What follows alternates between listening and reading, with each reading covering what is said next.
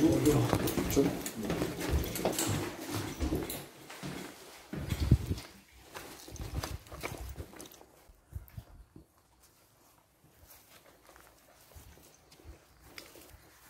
Par où on peut passer? J'ai l'impression qu'on est bloqué, mec. On est bloqué, non? Alors on passe par le stade en bas. Il va falloir sauter la barrière, ouais.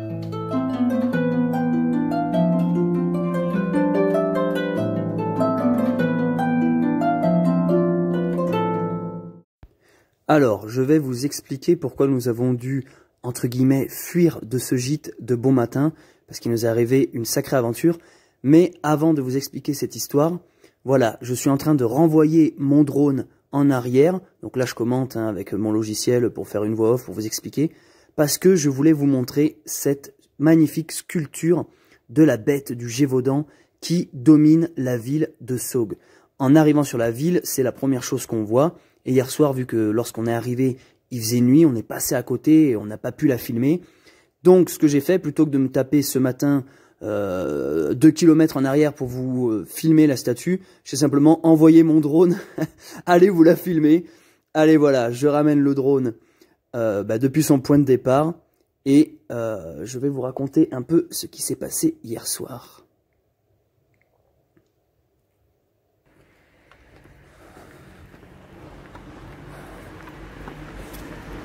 Je sors de la poste, je viens de renvoyer chez moi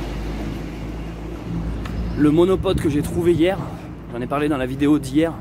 J'ai trouvé un énorme monopode qui coûte assez cher en plus. Hein. Je l'ai trouvé comme ça, par terre. Donc je viens de le renvoyer chez moi par la poste. Et j'en ai profité pour envoyer 2-3 affaires qui, je trouve, voilà, je pouvais encore alléger mon sac. Donc je fais l'expérience, je les ai envoyés, j'espère pas les regretter. C'est franchement, quitter ces affaires quand on est déjà minimaliste et qu'on se dit attends, j'en suis sûr, je peux encore être plus minimaliste. Ça fait quelque chose parce que t'as peur de te dire ah, j'aurais jamais dû envoyer ce truc là, je l'avais avec moi. J'ai renvoyé mes tongs. J'avais des tongs le soir après une journée de marche, tu te mets en tongs. J'ai renvoyé mes tongs, donc c'est officiel en chaussures. J'ai que ça, c'est tout. Donc il n'y a plus d'histoire de tongs. Et j'ai renvoyé mon kilt. J'ai renvoyé chez moi mon fameux kilt qui m'allait pourtant bien. Donc c'est officiel, j'ai juste ça en pantalon. J'ai rien, j'ai pas de short, j'ai pas d'autres pantalons, j'ai rien. J'ai un pantalon, c'est tout. Voilà, donc j'espère qu'il va pas trop me manquer. Mais là, vu la pluie, dans tous les cas, je pensais pas le mettre.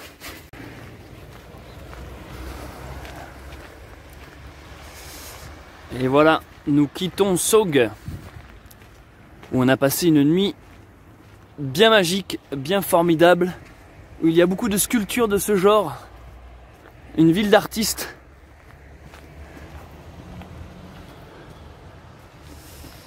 En tout cas, il faut absolument que je vous raconte ce qui s'est passé hier soir, c'est incroyable.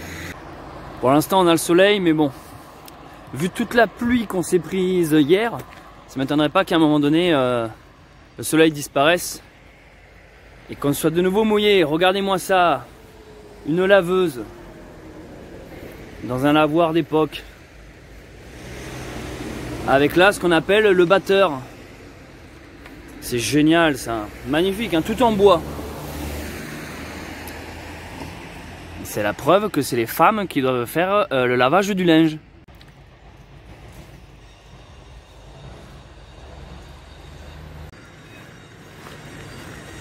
On n'a qu'à demander le chemin par où il est à ce monsieur. C'est par où, monsieur, s'il vous plaît? Ah, par là-bas, merci. Quand la statue montre le ciel, l'imbécile regarde le doigt.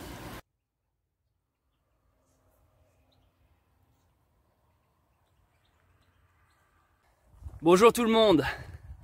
J'ai ressorti la perche à selfie rose fluo que toute ma communauté YouTube réclamait. Non, je plaisante, personne ne voulait revoir cette perche.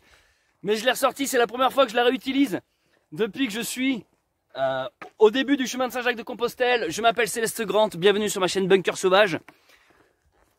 Rando jour 29 me semble-t-il. Voilà, pour ceux qui n'ont pas suivi, j'ai repris les randonnées sur le chemin de Saint-Jacques-de-Compostelle. Par contre, j'ai pas repris où je m'étais arrêté en Espagne. Je suis reparti depuis tout le début.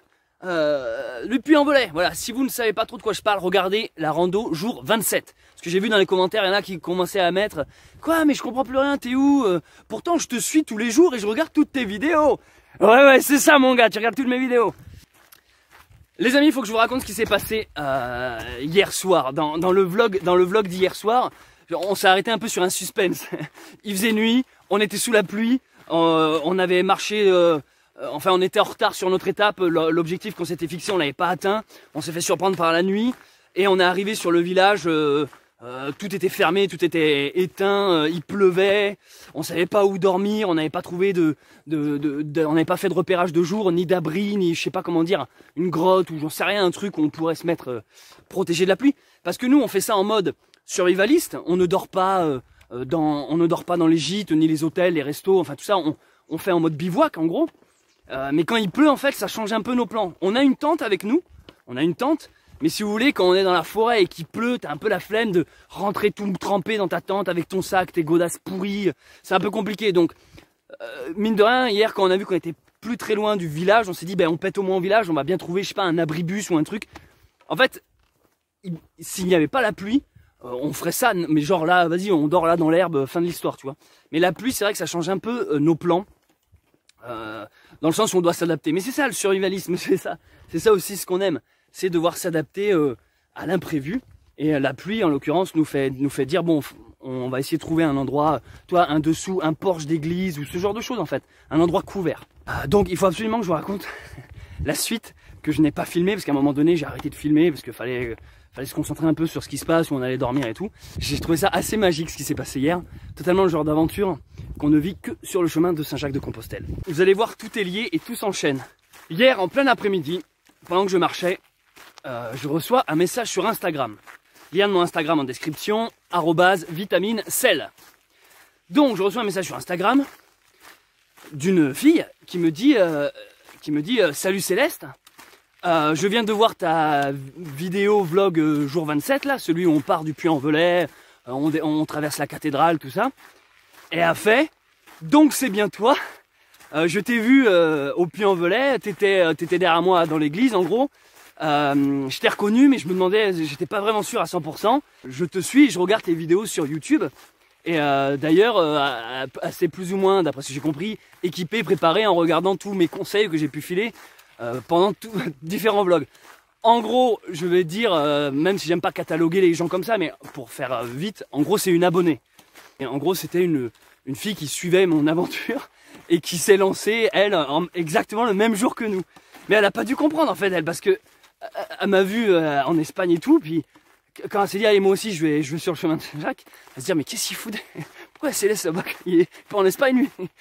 Et en fait ce qui est marrant c'est que cette fille que je vais appeler pour le reste de l'histoire M, comme la lettre M, et en fait donc elle m'écrit, elle me fait ouais c'est trop marrant, bref voilà, vous êtes vers où là avec ton pote Max, et du coup je lui explique on est, ah ben là on est pour l'instant on est à tel endroit, on arrivera ce soir dans telle ville. Et elle me dit, ben moi justement j'y suis, elle était arrivée avant nous. Enfin, moi justement je suis dans cette ville. Et du coup moi je trouvais ça trop marrant, je me dis, c'est quand même fou cette histoire. Donc tu vois, ça me met du baume au cœur, je me dis, ah putain c'est trop marrant, ce serait trop bien qu'on se croise, qu'on se voit, je sais pas, qu'on aille boire un coup, ou qu'on fasse un bout du chemin ensemble même, tu vois. Et pas plus, fin de l'histoire.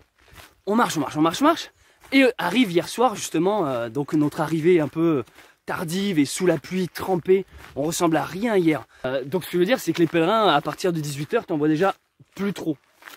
C'est magnifique là, j'espère que vous profitez un peu du paysage, que des chemins. On est dans le Gévaudan en fait, hein. Là où il y a eu la bête du Gévaudan, et le loup. Que peut-être ce soir on va dormir dans les bois et qu'on sera attaqué par la bête du Gévaudan. En plus c'est marrant parce que Max hier il a trouvé une dent. Ça fait, il a vos dents. J'ai vos dents. Faites un don sur Tipeee pour cette blague, merci. Du coup, je continue mon histoire. On arrive à 22 h, trempé, je sais plus quelle heure il était, mais bon bref, tard, sous la pluie, on ressemble à rien, tout est fermé. On se dit, on va peut-être essayer de trouver un dernier bar qui est un peu ouvert pour juste se mettre au chaud, le temps de boire une petite bière, parce qu'on s'accorde toujours, le matin on se prend le petit café pour réchauffer, et le soir on s'accorde la petite bière de la victoire. Donc on arrive à trouver un bar qui était sur le point de fermer. Juste de pression s'il te plaît avant que tu fermes. Et puis en fait c'est juste, tu vois, on quitte nos sacs. Il pleuvait tellement que là on était enfin un peu à l'abri. On étend un peu nos vêtements, enfin on était trempés, on ressemble à rien. Même les gens ils étaient là, vous êtes des pèlerins là? Oui. Et pourquoi vous arrivez si tard et puis sous la pluie, puis vous avez déjà réservé un gîte? Non mais en fait on dort pas dans des gîtes nous, hein, quoi? Enfin, tu sais, trop de questions d'un coup, mais c'est quoi ces clodos? Qu'est-ce qui se passe, quoi? Du coup on essaie de leur expliquer notre concept, quoi. Donc ils sont là, c'est cool, nanani, bon ben... Alors ils nous donnent des indices, tu vois, ah bah il y a un abribus là-bas, ah bah il y a le stade de foot à la sortie du village, il y a les vestiaires, vous pouvez vous y abriter, enfin tu vois, ils nous donnent 2-3 tuyaux où se cacher, enfin où s'abriter, pardon. Et là il y avait une fille, dans ce bar, une pèlerine aussi, qui elle est arrivée bien avant nous, qui avait déjà réservé son gîte, et qui donc était juste là en mode, voilà, avant d'aller se coucher, elle était venue se prendre une petite bière. Et donc elle nous voit, elle fait, ah mais... on n'était pas ensemble au Puy-en-Velay. Alors là, je vous parle pas de la même fille. C'était pas M, c'était pas elle. C'était une autre fille là, qu'on appellera pour le reste de l'histoire O, comme la lettre O.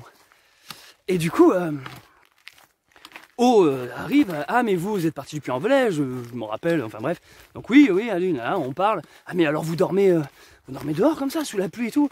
Alors, on était là un peu fiers. Ouais, on est des survivalistes nous. On dort dehors, on dort pas dans les gîtes. Et bref, mais sauf qu'en fait on faisait pas les malins parce qu'on avait froid, on commençait à grelotter. Parce que moi j'ai que ces vêtements là sur moi. J'ai pas d'autres vêtements. Donc en gros si c'est mouillé, j'ai pas un t-shirt chaud à mettre, j'ai rien d'autre. Et en fait, quand tu marches ça va. Mais une fois que t'es assis, t'as la fraîcheur qui arrive et en fait tu te mets à avoir froid. Donc on commence à manger nos cacahuètes et nos graines, nos mûres qu'on avait ramassées, notre bout de pain, on commence à manger en fait. Et là, O, donc la fille, nous dit, si vous voulez, moi je suis dans un gîte que j'ai réservé et j'ai des lits de dispo parce que le gîte en fait il n'y a personne dedans. Je vous fais monter, vous grimpez et vous dormez au chaud ce soir quoi. Et franchement c'était dur de dire non. Donc on était là genre ouais mais attends on veut pas te déranger, on est quand même deux et tout. Non mais t'inquiète. Et du coup là on se met à parler. Genre et alors vous venez d'où? Tu fais quoi dans la vie? Enfin on fait connaissance en gros. Et là c'est trop marrant. Vlapa qui a commencé à nous dire ah mais moi hier j'ai sympathisé avec une pèlerine qui est aussi partie en même temps que nous, qui s'appelle M. Et là je lui dis ah mais attends ça serait pas cette fille par hasard? Et tu sais je lui montre sur Instagram la photo de M. Et là elle me dit mais si c'est elle et tout. Donc déjà t'étais là mais c'est trop fou quoi, genre le monde est vraiment petit quoi. On termine notre bière, on termine le repas et on suit O qui nous propose gentiment de l'accompagner dans le gîte. Légalement elle n'a pas trop le droit d'inviter des pèlerins comme ça parce que nous on n'a pas payé en fait.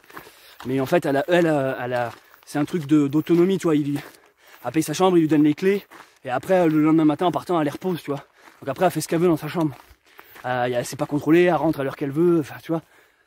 Et du coup bon ben voilà, elle nous a fait rentrer, on n'a pas fait les comptes, tu vois, on a juste dormi.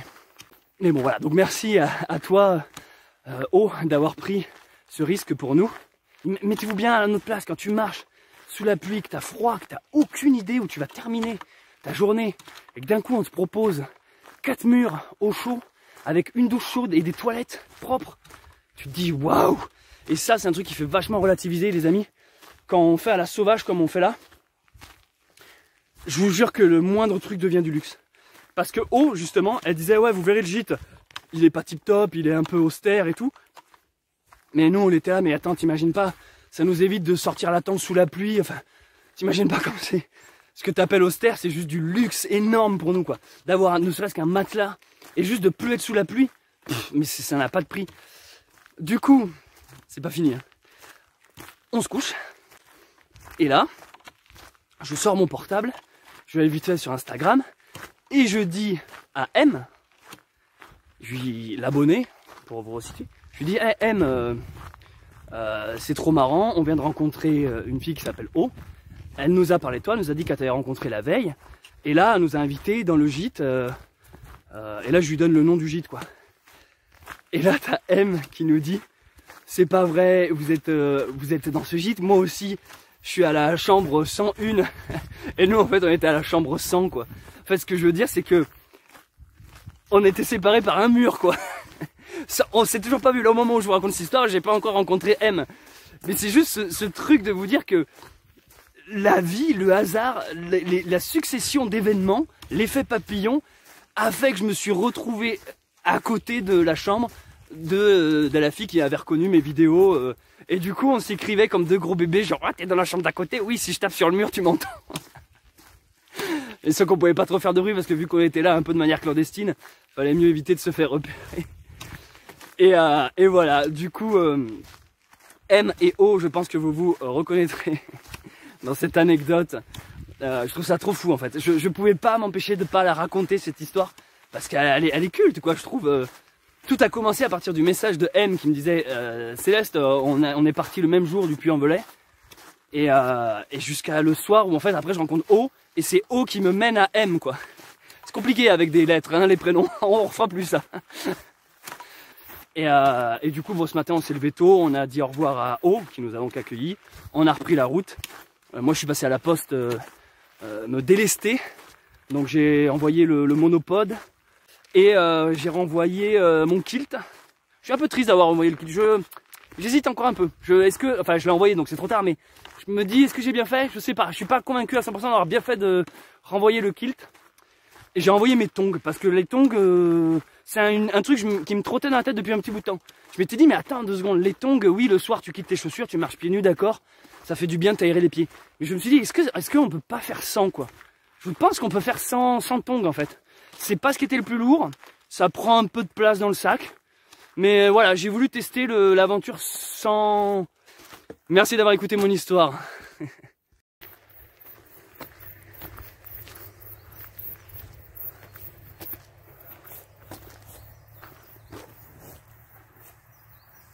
T'es belle. Puis t'es bien là. Hey, c'est bien. Venez, venez! Si elle ne répond pas. Non, mais les bêtes, si on ne leur fait pas de misère, elles sont géniales. Elles doivent avoir 18 ou 19 ans. Et c'est pas sauvage, vous voyez. Ouais. Et il y a beaucoup d'endroits que les bêtes sont sauvages parce qu'elles sont malmenées. Bah vous les aimez, ça se voit, c'est l'essentiel. Hein. Erel, hey, c'est bien. Erel. Et finalement, maintenant, ça fait une bonne hanche. Elle est en forme maintenant. Oui. Des belles vaches de l'Aubrac. Ah oui. Elles ont fait le tour du monde. Ah ouais? Oh oui.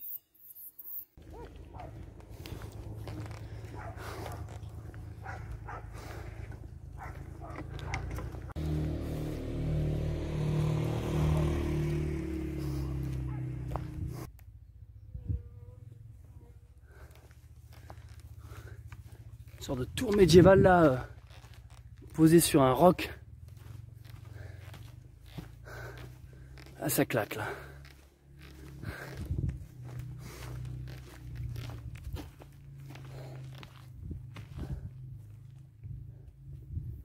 Les paysages les amis là. On est juste en pleine forêt et puis d'un coup tu sors de la forêt et puis bam tu débarques sur un petit village en pierre. C'est calme ici, hein. Et c'est très beau.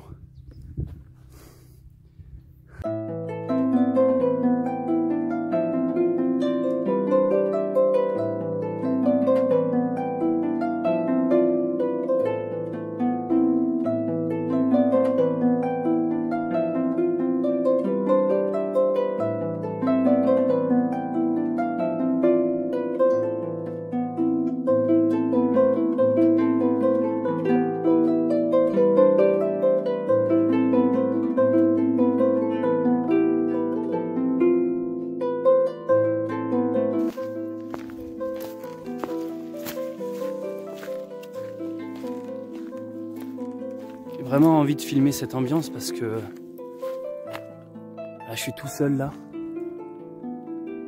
C'est le silence. On sent qu'on quitte petit à petit les décors auvergnats pour rentrer plus sur des ambiances Aubrac, Lozère. On n'y est pas encore, hein. Mais je sais pas, j'adore ces genres de chemins, les pins. Puis là, avec mine de rien, avec le temps, il y a l'orage qui gronde au loin, ça fait des sacrées ambiances. Hein. Et on dirait des forêts un peu légendaires, tu sais, t'as l'impression que tu vas voir des elfes, des fées, des trolls, des gobelins, et des léprochaunes.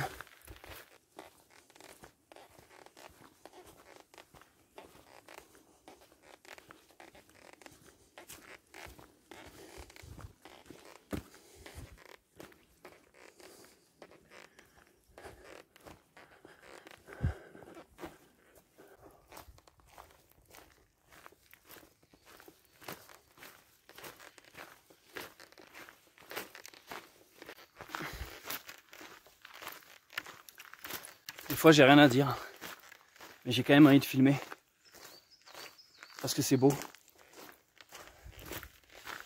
Oui, si vous vous demandez ce qui sort de mes oreilles là, c'est pas parce que j'ai pas pris de douche, c'est simplement des écouteurs, sans fil, c'est tout. Je voulais tester ce que c'était de m'alléger. J'ai retiré le fil pour porter moins de poids.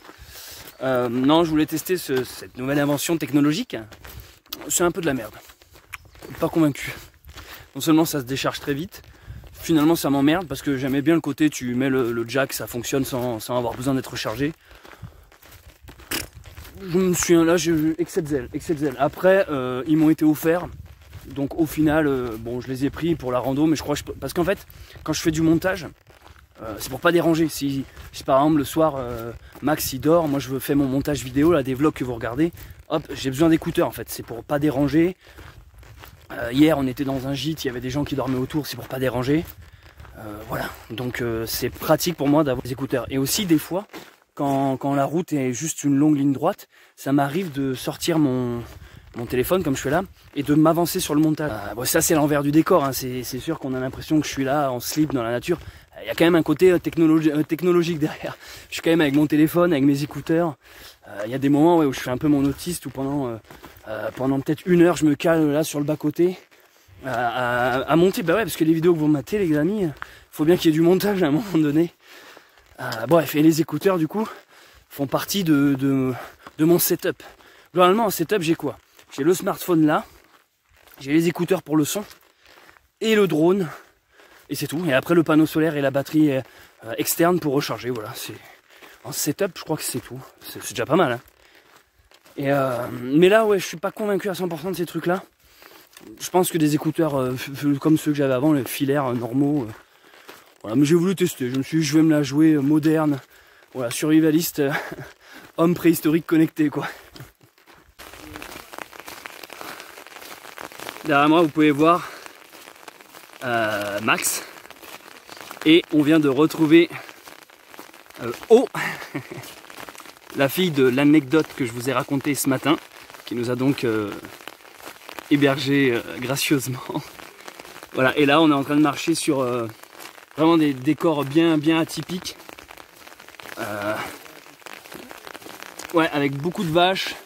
C'est magnifique. En fait, il y a une pure ambiance. Malgré la pluie, il y a vraiment une bonne ambiance. C'est vraiment très beau. Je vais essayer de vous filmer en face de moi.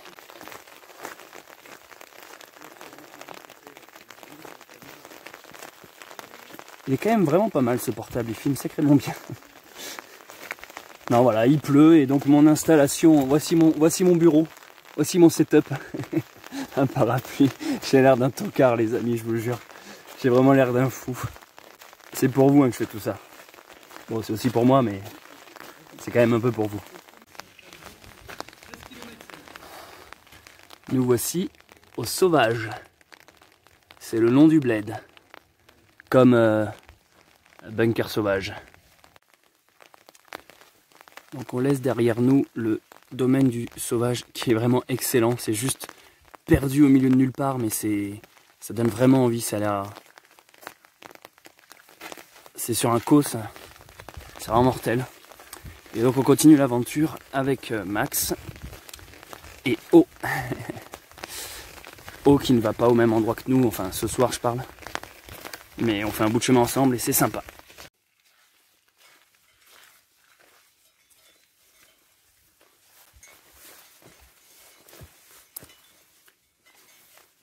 Vous êtes bien là vous? Ça va?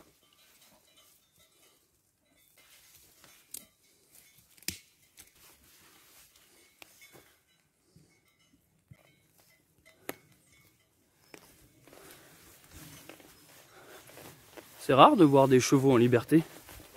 Là, ils sont nombreux, il y en a une bonne dizaine. Ça fait plaisir, j'ai vu beaucoup d'animaux aujourd'hui.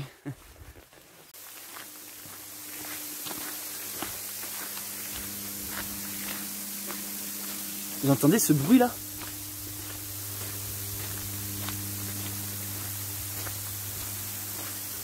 Juste la ligne à haute tension, elle fait un putain de bruit mon gars. Ouais, c'est stressant passer en dessous ça. J'en profite que la pluie se soit un peu calmée pour faire sortir mon portable et faire un remerciement. En fait, vous l'avez remarqué depuis que j'ai repris la marche, le GR65, les randos, donc depuis le rando jour 27. Dans mes vlogs, il y a une musique à la harpe. Et je voulais remercier la personne qui m'envoie ces musiques, ces sons. C'est une harpiste. Et elle s'appelle Manon. Manon, que j'ai rencontrée cet été. Et du coup, Manon, je voulais te remercier. Parce que j'adore la harpe, tu fais des super morceaux et ça colle totalement bien à la direction artistique et à l'ambiance de la chaîne Bunker Sauvage. Ce côté un peu celte, médiéval, en même temps c'est poétique, c'est léger. Enfin, vraiment j'adore, je trouve que tu joues super bien. Et donc Manon, un soir je montais le premier vlog, le jour 27, et en même temps je lui écrivais sur WhatsApp. Et je lui disais, putain, mais tu n'aurais pas des musiques à m'envoyer? Et au final, ben, c'est devenu la compositrice. Ouais, c'est ça, la compositrice de ces vlogs. Et je trouve ça génial parce que même quand je monte avec mon vrai gros PC, mes grosses caméras, ben, j'ai pas toujours un compositeur ou quelqu'un qui peut me faire de la musique sur mesure. Et là, j'arrive à m'en sortir avec simplement un smartphone. Elle se fait chier à me sélectionner des bouts de musique qu'elle s'enregistre, c'est elle qui joue. Et elle m'envoie ça. Et c'est génial en fait. Voilà, donc je voulais faire un grand remerciement à toi Manon, merci. Et je compte sur ma communauté pour la féliciter dans les commentaires. Les amis, il y a tellement de pure ambiance que je filme tout le temps, mais j'ai rien à dire. Et le pire, c'est que je me sens obligé de filmer avec la caméra de face parce qu'elle a une meilleure qualité que la caméra de dos, ce qui est absolument rare pour un téléphone portable. D'habitude, les caméras frontales sont celles qui sont en moins bonne qualité. Moi, c'est pas le cas. La meilleure qualité, elle est sur celle-là. Donc, je me sens obligé de montrer ma grosse tête pour avoir une meilleure image, quoi. J'ai perdu Max. Je sais pas où il est, Maxime. Il répond pas au talkie-walkie, là. Max, t'es là? Tu m'entends? Et ah oui, au fait, regardez, j'ai repris ma flûte, mon pipeau, mon flageolet. Ça, je l'ai repris parce que j'adore jouer de la flûte. J'en ai joué, je me suis pas encore filmé en jouer, mais vous aurez bien l'occasion de m'entendre. Mais des fois, là, quand tu joues dans la forêt et que ça résonne, c'est excellent.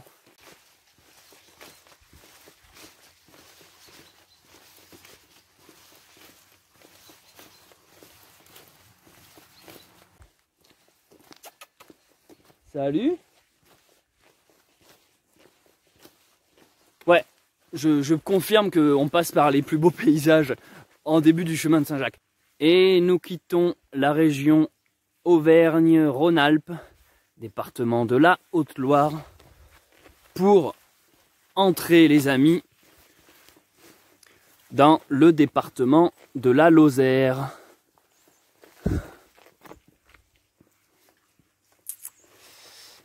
Et en même temps, nous arrivons à la chapelle Saint-Roch.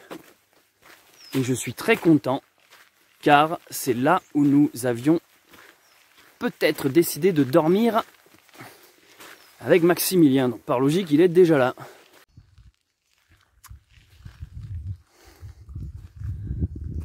Donc nous voici en Occitanie, à la chapelle Saint-Roch. Il y a vraiment des spots partout. Alors vous voyez, c'est en pleine forêt là. Là, il n'y a pas d'histoire de village aux alentours, ni rien. Non, là, c'est vraiment en plein bois, en pleine nature. Donc là, je vois qu'il y a des petits feux de camp qui ont été démarrés. Il y a des tables de pique-nique. Il y a des toilettes. Et la chapelle est fermée. Mais j'ai quand même pu faire un petit coup de tampon. Et là, je vois qu'il y a une sorte de petite cabane. Alors attendez, je vais vous éclairer ça. EDC, les objets à toujours avoir sur soi. Ma frontale. Il semblerait qu'on puisse dormir ici. Alors là, c'est des messages d'autres pèlerins. qui ont dormi là. Il y a un bouquin. Jules Verne, 20 000 lieues sous les mers. Donc voilà, là par exemple, petite cabane à l'abri qui peut être bien sympathique. On a les toilettes ici. Bon, ça c'est des toilettes sèches, hein, donc il n'y a pas d'eau. C'est vraiment juste tu poses ta pêche et tu t'enterres ça avec du copeau. La chapelle, et j'ai retrouvé mon collègue Max. T'as bien tracé aujourd'hui, j'étais un peu. Bon, c'est moi qui étais un peu à la ramasse quoi. Non, bah t'as fait Les vidéos. des rushs. Et alors tu me disais qu'il y a des pèlerines qui dorment là-bas? Eh bien, il y a déjà 2 pèlerines qui font comme nous, du sauvage, mec. Elles bivouaquent. Mais le truc, c'est qu'elles ont fait le chemin inverse. Elles partent de Conques et elles retournent au puits. Du coup, tu veux qu'on reste là ce soir? Bah, moi, c'était mes projets. Après, Il est quelle heure là? il est 17h30. Ah mais si, il y a un point d'eau là, génial. Fontaine Saint-Roch.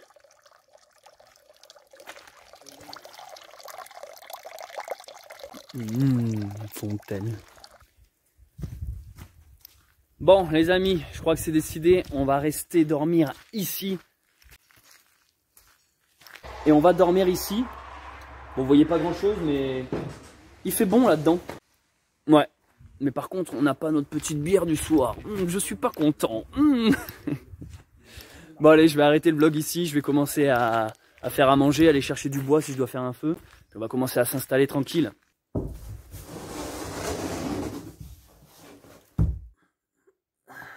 Bon, vu qu'on est arrivé en avance, qu'il fait encore jour, on va en profiter pour cuisiner et vous montrer ce qu'on va manger. En termes de réchaud, une petite gazinière comme ça. Donc tout rentre là-dedans, moi. Toute ma nourriture, c'est un sac. Et j'ai la petite bonbonne. Alors, en vrai, en tant que survivaliste, on pourrait faire un feu et tout ça, mais là, il a tellement plu, tout est humide. J'ai des trucs qui pourraient allumer le feu, même dans l'humidité, mais au bout d'un moment, le survivalisme, c'est aussi économie d'énergie. Donc là, on va partir au plus simple. Je ne vais pas faire un feu. On utilise la modernité. Donc j'ai une petite gamelle dans laquelle j'ai tout. Poêle, couvert, tasse, la poignée. Je suis heureux de vous annoncer ce soir les amis qu'on va pouvoir goûter des produits qui m'ont été envoyés par une marque française de nourriture pour le sport, le trail, le trek, la randonnée. Et on va commencer par goûter ça. Alors, ils me l'ont envoyé. C'est du bœuf séché. Donc la marque s'appelle lyophilisé.fr. C'est pas vraiment un placement de produit, ils m'ont juste envoyé des échantillons.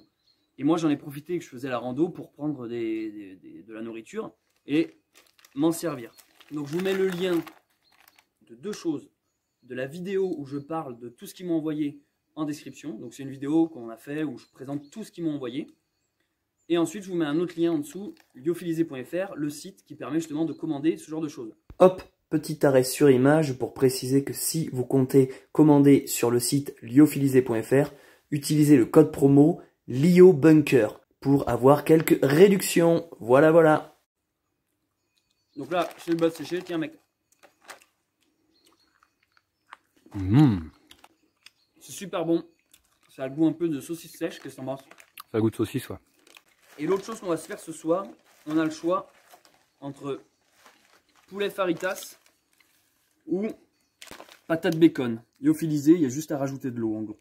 Tu veux faritas? Ouais. Donc, on met l'eau. L'intérêt de cette petite gazinière, c'est qu'elle a un petit piezo là. Donc, j'ai pas besoin de briquet.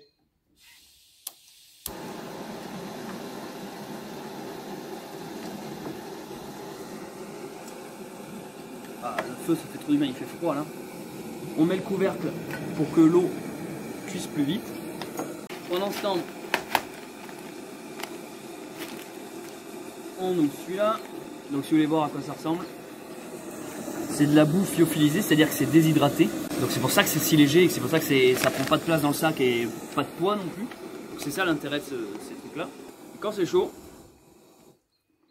on éteint. Voilà. On prend. Et alors je sais pas si vous voyez, il y a des petites lignes dedans, des petites lignes noires. Ouais. A, B, C, D, E, F. Et en fait derrière chaque produit, il dit jusqu'à quelle ligne monter. Donc là je dois aller jusqu'au G. Donc je fais ça. Donc là ça baigne dedans. On voit bien où c'est trop sombre. C'est impeccable. Ça baigne et là faut fermer. Et c'est le temps que la nourriture qui est déshydratée se rimbibe de l'eau. Là faut attendre combien de temps? Chaque produit c'est différent. 8 minutes. Et dans 8 minutes on ouvre et le repas sera prêt. Donc en attendant que les 8 minutes passent, je précise que moi je ne suis pas payé à faire cette présentation de produits. Ils connaissent la chaîne Bunker Sauvage, on est rentré en contact. Ils m'ont envoyé un gros carton avec plein de nourriture. Et en échange des produits qu'ils m'ont filés, gratos, ben moi je parle un peu de leurs produits. En fait c'est des distributeurs, ils proposent plusieurs marques, plusieurs gammes de produits. Il y a bio, pas bio, il y a vegan, sans gluten, il y a tout ce que vous voulez. J'ai l'impression d'être dans un petit cabanon tu trouves pas? En Alaska quoi. C'est un peu ça avec les sapins devant. Ouais. Et du coup, bah, je vous invite vraiment à voir la vidéo de présentation où je parle de tout ce truc. La vidéo s'appelle je prépare mon sac de survie pour la fin du monde. Voilà. Donc les 8 minutes sont passées, c'est le moment. Donc là c'est une portion pour une personne, mais nous on va partager. Ça sent bon. Faritas. Si vous voulez vraiment être minimaliste, vous n'êtes même pas obligé d'avoir des assiettes parce qu'on peut directement manger dans le plat. Mais bon, il faut quand même quelque chose pour faire chauffer l'eau. Donc je sais que à la place d'avoir une gazinière comme ça, il y a ce qu'on appelle les jet boil. C'est des trucs qui chauffent l'eau ultra rapidement. Et voilà. Ah ouais. Ah c'est trop bon mec. Bon ben voilà. On va bien manger et puis après, dodo.